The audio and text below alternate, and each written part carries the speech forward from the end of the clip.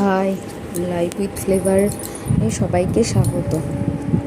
তো চলো, আজ অনেকেই অনেকভাবে বিরিয়ানি করে থাকে। তো আমি আজ কী করে বিরিয়ানি করি সেটাই তোমাদের সঙ্গে আজ শেয়ার করব। তো চলো, আগে ইন্ডিয়া গেট চালটা ভিজিয়ে রেখেছিলাম 20 মিনিট। তারপরে জল গরম হতে একটু তেল, লবণ, গোটা গরম মশলা, আমি এলাচ, দারচিনি জলে ফেলে দিয়েছি। তারপরে চালটা দিয়ে দিয়েছি। তারপরে চালটা যখন ভাত হয়ে 80% মতন হয়ে যাবে তখন নামিয়ে নিয়েছি, দিয়ে ফ্যান ঝরিয়ে নিয়েছি। তারপরে কড়াইয়ে পেঁয়াজ ভেজে বেরেস্তা করে নিয়েছি। তারপরে আবার তেল দিয়ে তেজপাতা, তারপরে পেঁয়াজ ভেজে লঙ্কা চিড়ে দিয়েছি। তারপরে আদা, রসুন, হলুদ, শুকনো লঙ্কার গুঁড়ো এইসব দিয়ে মশলাটাকে ভালো করে কষিয়ে নিয়েছি, লবণ। তারপরে মাংসটা আবার দিয়ে দিয়েছি। মাংসটা দিয়ে ভালো করে কষাতে হবে। মাংসটা কিন্তু ভালো করে কষালে তবে বিরিয়ানিটার টেস্ট ভালো আসবে।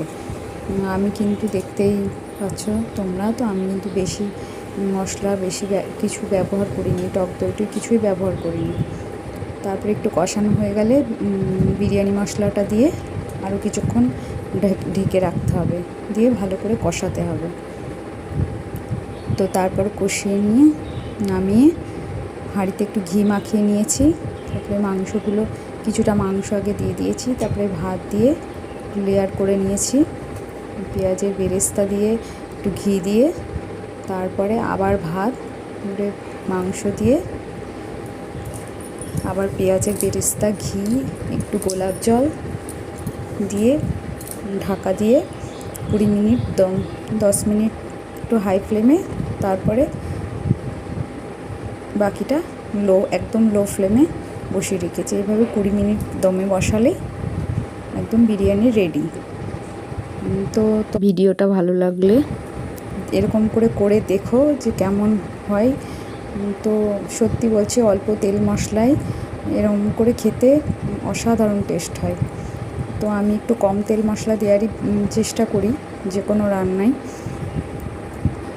তো যদি তোমাদের এরকম ভালো লাগে ভিডিওটা দেখতে, তো অবশ্যই লাইক, শেয়ার, কমেন্ট করে দিও।